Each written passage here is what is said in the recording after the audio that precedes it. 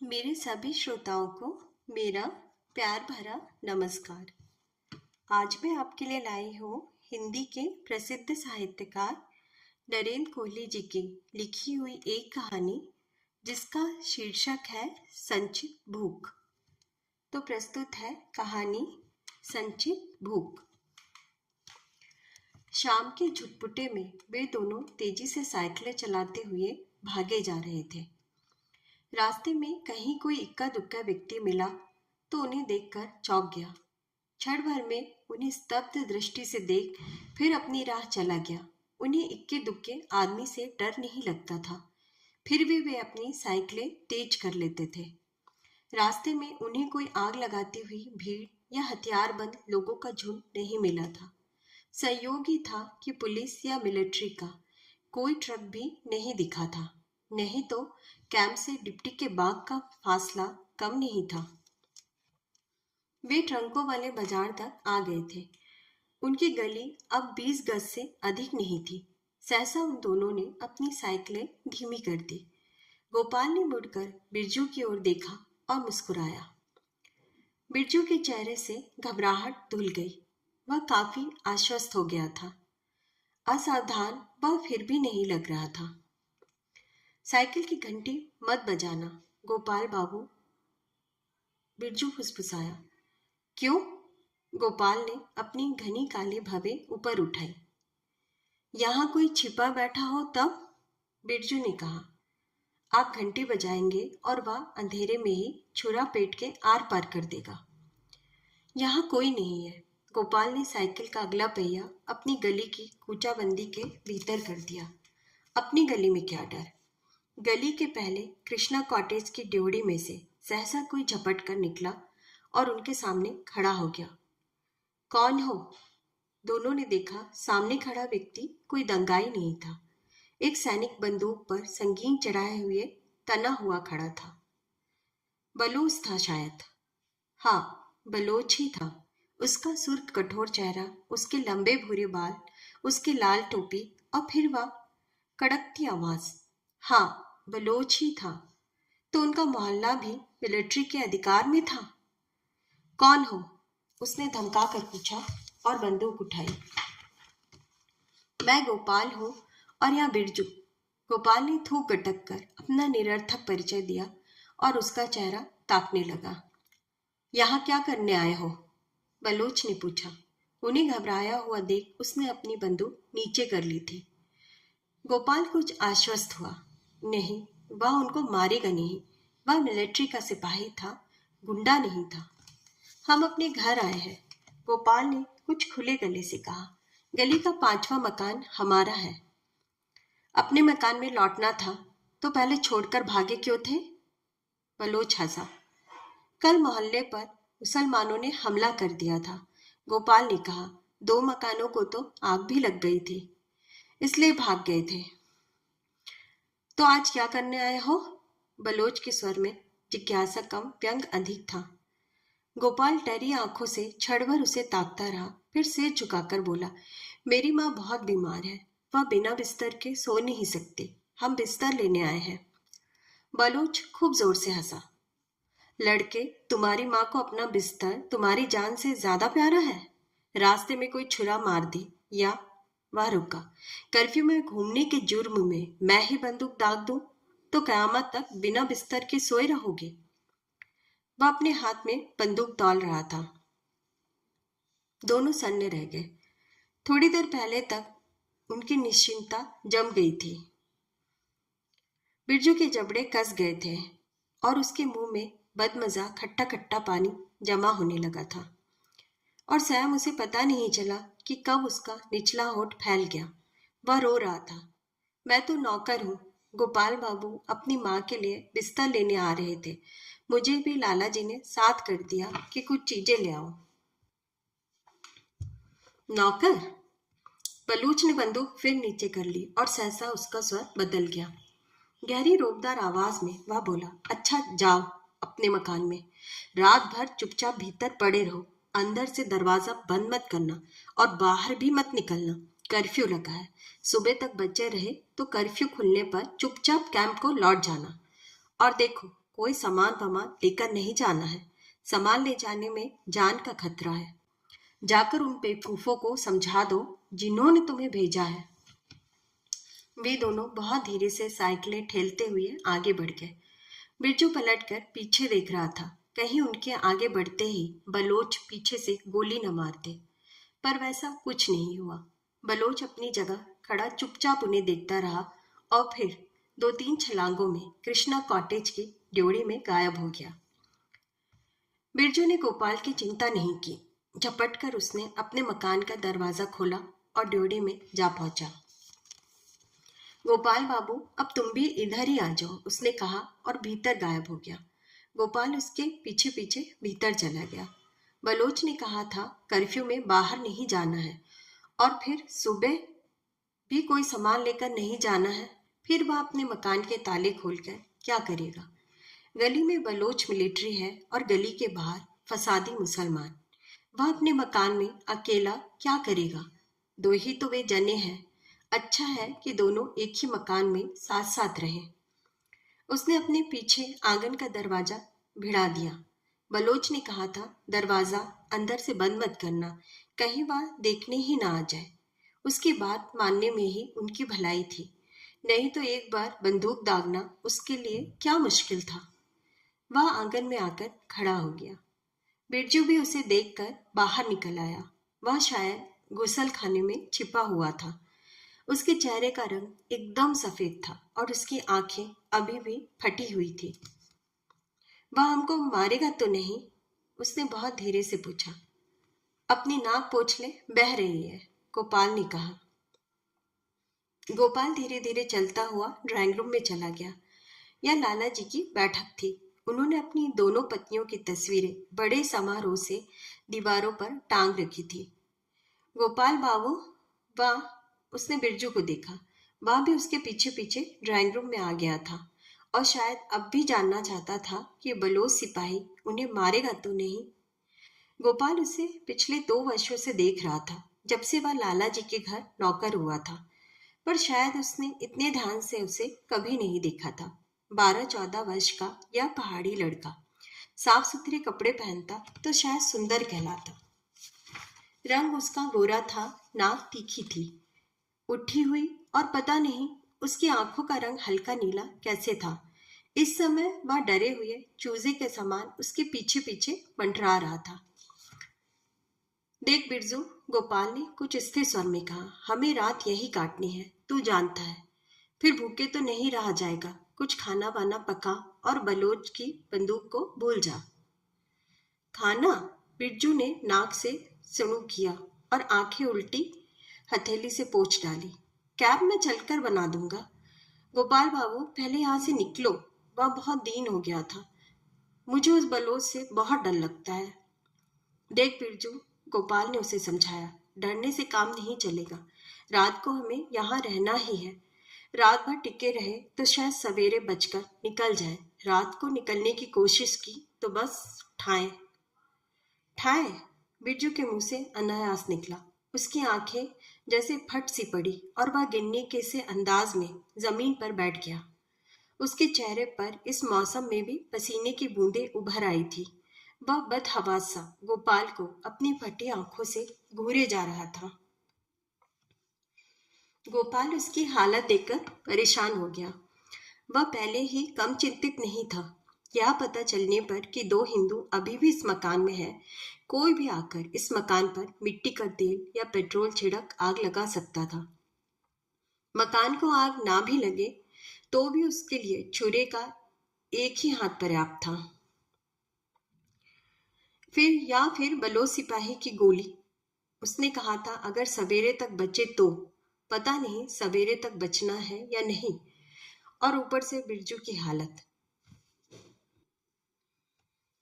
कल रात जब मोहल्ले पर एक बड़ी भीड़ ने हमला कर दिया था तो मोहल्ले की सुरक्षा समिति का सारा प्रबंध क्षण में ही छिन्न भिन्न हो गया था।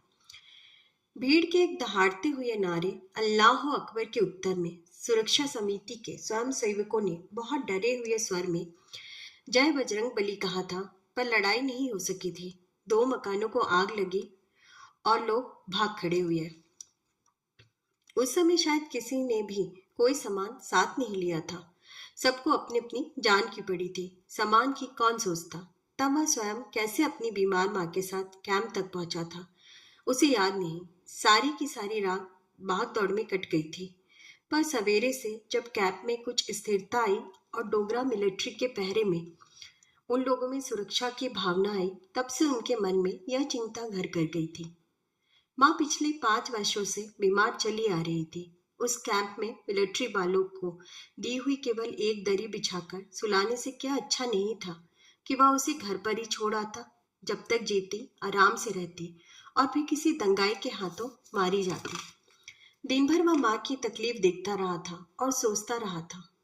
जब शाम ढलने लगी तो उसके सम्मुख एक लंबी रात आ खड़ी हुई। तब माँ को सुलाने की समस्या उसके सामने थी। यदि माँ को इसी प्रकार रात काटनी पड़ी तो शायद वह सवेरा ना देखती, और सारे कैंप में कोई ऐसा आदमी नहीं था जो उसे एक खेस या चादर भी दे सकता। ऐसे ही क्षणों में उसने वापस लौटने का निर्णय लिया था। उसे पूरा विश्वास था कि उनके घर जले नहीं होंगे, लुटे नहीं होंगे। वह जैसे ताले बंद करके आए हैं वैसे ही होंगे। उसने चाहा था कि कुछ लोग और भी उसके साथ चले, पर एक बार निकलकर फिर कोई मौत के पंजों की ओर लौटने को तैयार नहीं था। केवल उसके पड़ोसी लाला जी ने अपने नौकर बिरजू को साथ कर दिया था कि वह भी अपने कुछ कपड़े ले आएगा। बिरजू या तो अपने मालिक की बात अस्वीकार नहीं कर सका था, या फिर शायद उसे अंदाजा ही नहीं था कि घर लौटना कितने जोखिम का काम है। और गोपाल ने भी साथ पा लेने के भाव से उसे स्वीकार कर लिया था। उसने हाथ पकड़कर बिरजू को उठाया। उठ बे, क्या पागलपना कर रहा है? बाबूजी, गोपाल बाबू, बिरजू हकलाते जा रहा था। वह अपने पैरों पर खड़ा नहीं हो पा रहा था। गोपाल ने अपनी पूरी ताकत से उसे उठाकर खड़ा कर दिया। उठ, खड़ा हो। वह खड़ा हो गया और फिर गोपाल और बिरजू की नजर एक साथ ही उसके गीले पैजामे पर जा पड़ी। गोपाल समझ गया कि वह खड़ा क्यों नहीं हो रहा था। जाकर कपड़े बदल, गोपाल ने कुछ सख्त आवाज में कहा। मेरे पास और कोई कपड़े नहीं है। बिरजू शायद रो रहा था। लाला जी ने कल ही कहा था कि वह मुझे नया पैजामा बनवा देंगे। गोपाल सहसा खींच उठा। पागल मत बन, सारे घर की चाबियां तेरे पास है। चाहे लाला जी की गन पतलून पहन ले, तेरा कोई हाथ पकड़ लेगा। लाला जी को पता चला तो? बिरजू ने कहा। अबे लाला जी अब लौटेंगे क्या? गोपाल बोला। सब कुछ पाकिस्तान में ही रह जाएगा। जो पहन सकता है पहन ले, जो खा सकता है खा ले, कोई कुछ नहीं कहेगा। सारा घर तेरा है। गोपाल की बात का बिरजू पर चमत्कारी प्रभाव पड़ा। उसके चेहरा का रंग बदल गया। वह जैसे अपनी खुशी रोकने का प्रयत्न कर रहा था। उसकी आंखों में एक शैतानी मुस्कुराहट आ गई थी। वह भूल गया था कि अभी कुछ देर पहले उसने डर के मारे पैजामे में पेशाब कर दिया था। कोई बात उसके होठों तक आ आकर रुक रही थी और वह बार बार गोपाल की ओर देखकर आंखें झुका ले रहा था। क्या बात है? गोपाल ने पूछा। मैं लाला जी की गर्म पतलून पहन लूं? उसने कहा। गोपाल ने क्षण भर उसे ताका तो यह बात थी। उसे बिरजू की मूर्खता पर हंसी भी आ रही थी और क्रोध भी। पहन ले, उसने कहा। और अगर लाला जी नाराज हुए? बिरजू ने फिर पूछा। कह देना गोपाल बाबू ने कहा था। और अब और क्या है? गोपाल के जी में आया उसे एक चाटा लगाकर कहे, साले, ये तेरे नखरे करने का समय है। और और बिरजू फिर वैसे ही मुस्कुरा रहा था। मैंने अपने लिए भी बासमती के महीन चावलों का पुलाव बना लूं? मैं लाला जी के लिए बनाया करता था। बना ले साले, बना ले, गोपाल दांत पीसकर भिचोए हुए स्वर में बोला। बिरजू ने नजर उठाकर उसे देखा। मध्यम सी हंसी हंसा और बर्फ मलाई खाने के लिए माँ से पैसे लेकर गली की ओर जाते हुए खिलंदड़े लड़के के समान भाग गया। गोपाल फिर अपने विषय में सोचने लगा था। वह यदि कैंप तक लौट नहीं पाया तो उसकी बीमार माँ, क्या इससे अच्छा यह नहीं था कि वह माँ के आराम की चिंता छोड़ अपने जीवन की चिंता करता? माँ को अधिक नहीं जीना था और उसके सामने अभी सारी जिंदगी पड़ी थी। अभी तो दंगे फसाद के बीच में वह अपने भविष्य के विषय में सोच नहीं पाता था, पर कभी तो शांति होगी। हिंदुस्तान में जाकर तो वे नया जीवन आरंभ कर सकते थे। जब वहां जाकर सरला को पता चलेगा कि वह माँ के लिए बिस्तर लेने के लिए वापस घर लौटा था और फिर उसे किसी ने नहीं देखा था, तो वह क्या करेगी? सरला सरला किस कैंप में होगी? और सहसा उसकी नाक में तेज गंध आई। क्या घी? हाँ, शुद्ध देशी घी था, जिसकी खुशबू चारों ओर फैल रही थी। शायद बिरजू पुलाव बना रहा था। साला मरवाएगा मुझे भी, वह आशंकित हो उठा। यह नहीं कि सादा सा कुछ बना ले जो खाकर हम पड़े रहे, उल्टे असली घी की गंध उड़ा उड़ाकर अपने यहाँ होने का विज्ञापन कर दंगाइयों को बुला रहा है। अभी एक छुरा पेट की आंतें निकाल कर थाली में सजा देगा तो भी खाता रहे पुलाव। वह बिना आवाज किए पैर दबा दबा कर जितनी जल्दी संभव था लाला जी की रसोई में पहुंचा। इतनी ही देर में बिरजू एकदम बदल गया। वह बीच रसोई में पालथी मारकर निश्चिंत बैठा था। उसके चारों ओर रसोई की हर चीज बिखरी पड़ी थी। मिर्च मसाले, घी, दालें, कल की लाई हुई सब्जियां, विभिन्न प्रकार के चावल, जैसे वह उनमें चुनाव करता रहा हो। स्टोव पर चढ़े हुए पतीले में वह मस्त होकर प्याज भून रहा था शायद। सहसा बिरजू को किसी के वहां होने का एहसास हुआ और वह अचकचाया हुआ आंखों में आशंका लिए मुड़ा।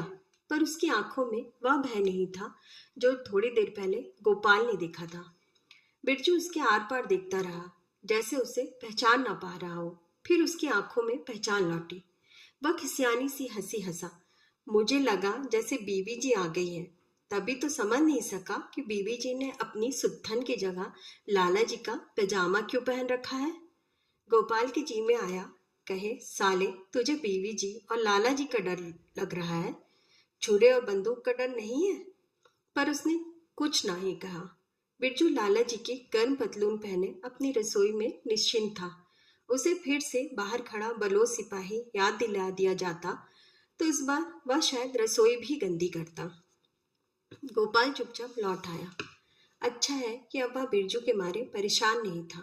वह बिना डिस्टर्ब हुए सोच सकता था और कैंप तक लौटने की समस्या पर ध्यान दे सकता था। यह निश्चित था कि वह सुबह तक यहाँ रुकना नहीं चाहता था। पता नहीं सुबह की नौबत भी आए या नहीं, और फिर सूरज के उजाले में यहाँ से कैंप तक जाने का कोई अर्थ ही नहीं था। वह अगले मोहल्ले तक भी नहीं पहुंच पाएगा। रात में यदि वे लोग ऊंचाबंदी के भीतर वाले सिपाही की नजर बचाकर ट्रंकों वाले बाजार पार कर सके तो बहुत है। बाहर सड़क पर कर्फ्यू के कारण कोई नहीं मिलेगा। पुलिस या मिलिट्री का कोई सिपाही मिला भी तो यदि वे लोग भागने की कोशिश ना करें और पकड़े जाएं और या प्रकट करें कि हमला होने पर वे घर से भागे हैं, तो वे लोग या तो उन्हें किसी किले वाली जेल में ले जाएंगे या कैंप में। दोनों ही स्थितियों में वे सुरक्षित हैं। पर यदि रात वाले बलूच ने कुचाबंदी से बाहर निकलते हुए देख लिया तो वह समझ लेगा कि वे जानबूझकर भाग रहे हैं। वह अवश्य ही उन्हें गोली मार देगा। वह सिहर सा गया। कच्ची और ठंडी मिट्टी पर बिछी दरी पर तड़पती हुई माँ उसकी आंखों में घूम गई। और फिर सरला सरला ने गोटे वाली साड़ी पहन रखी थी जो उसने फेरों के लिए बनवाई थी, सुच्चे गोटे वाली साड़ी। गोपाल बाबू, आ जाओ, रोटी खा लो। उसने बिरजू की आवाज सुनी और वह उछलकर अपनी जगह खड़ा हो गया। आहिस्ता गधे, आहिस्ता, वह बुदबुदाया और भागता हुआ रसोई में चला गया। बिरजू ने 2 बड़ी बड़ी थालियां परोस रखी थी। बढ़िया बारीक बासमती चावल, तैरता हुआ शुद्ध देशी घी, इलायची, दालचीनी, मटरों तथा धनिये का ढेर। बिरजू 7वें आसमान पर उड़ रहा था। उसे इतना निश्चिंत और प्रसन्न गोपाल ने पहले नहीं देखा था। बिरजू उसे देखकर हंसा। घी और डालूं गोपाल बाबू? उसने देशी घी के पीपे में हाथ डाला। बस, ओए बस, गोपाल ने उसे झिड़क दिया। इतना कौन खाएगा? तू तो दावत करने बैठा है। और खाओ गोपाल बाबू। बिरजू को परिस्थितियों का कोई एहसास नहीं था। अभी तो बहुत सारा है। गोपाल के मन में बेतृष्णा सी घेर आई थी। उसका मन खाने को नहीं कर रहा था। एक बार तो जी में आया कि वह खाने को मना कर दे, पर फिर टाल गया। खाने की बात उसी ने तो चलाई थी। अब कैसे कह दे कि उसे भूख नहीं है? अरे ठहरो गोपाल बाबू। बिरजू सहसा उठ गया। मैं तो भूल ही गया।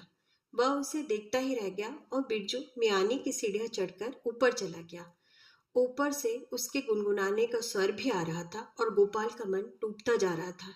इस लड़के की हरकतों से आज कोई अनर्थ होगा। बिट्टू लौटा तो उसके एक हाथ में गोभी के मीठे अचार का मर्तबान था और दूसरे में सेब के मुरब्बे का। चांदी के बरक भी हैं, लाऊं? उसने कहा। मुरब्बे पर लगाकर खाएंगे।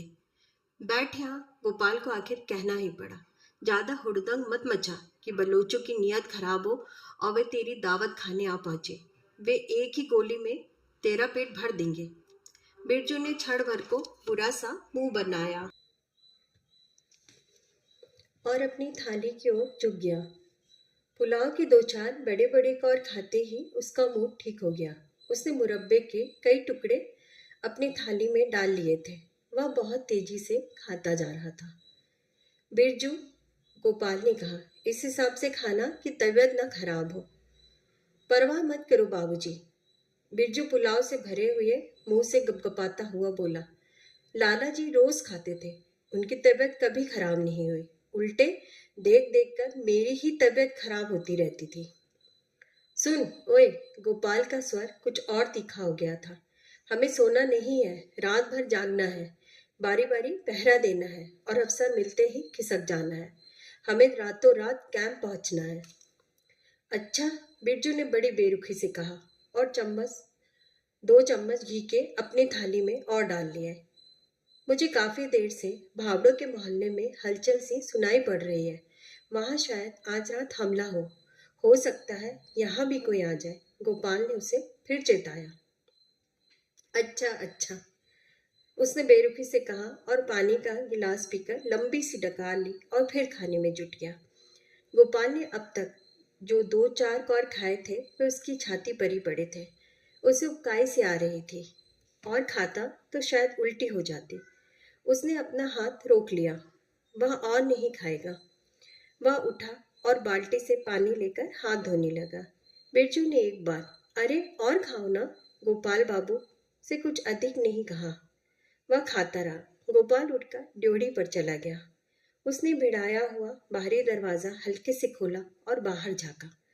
गली में अंधेरा और शांति थी। कूचाबंदी सिपाही बाहर आया था। उन्होंने शायद वहां आग जला रखी थी। थोड़ी सी रोशनी गली में झांक रही थी। इधर से बाहर नहीं जाया जा सकता, उसने सोचा। गली के दूसरे सिरे पर गुज्जरों के कुछ घर थे। उधर भी हल्की हल्की आवाजें आ रही थी। उधर से जाना भी मुश्किल था। एक ही रास्ता था कि वह चाची रेशमा के घर चला जाए। वह मुसलमान थी तो क्या हुआ? वह उससे कितना प्यार करती थी और फिर जब उसके बेटे सलामत की मृत्यु हुई थी उसने गोपाल को लगभग अपना बेटा ही माना था और कोई रास्ता नहीं था।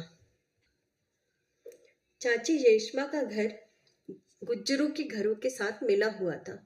वह चाहेगी तो अभी या बाद में किसी भी समय उन्हें बाहर निकाल देगी। उसने हल्के से दरवाजा भिड़ा दिया और घर के भीतर लौट आया। बिरजू रसोई में नहीं था।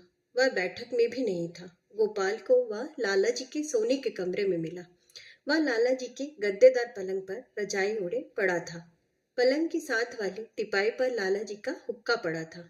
नली हाथ में लिए बिरजू हुक्का कुड़कुड़ा रहा था। चारों ओर सुगंधित तंबाकू की गंध उड़ रही थी।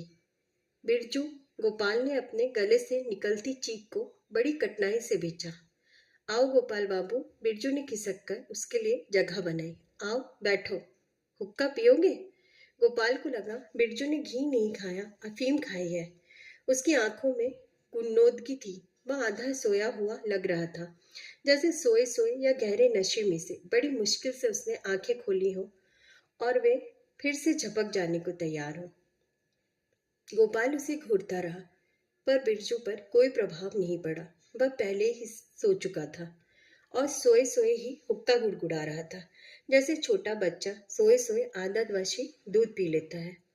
बिरजू, हमें सोना नहीं है, गोपाल ने झुककर उसके कान में कहा। हमें रात भर बारी बारी पहरा देना है। अच्छा, बिरजू वैसे ही नशे में बोला। दे देंगे, पहले थोड़ा आराम कर लूं। और गोपाल के देखते ही देखते बिरजू हुक्के की नली मुंह में लिए करवट बदलकर सो गया। गोपाल हतप्रभ सा खड़ा उसे देखता रहा। उसके कान बाहर से आने वाली आवाजों पर लगे हुए थे।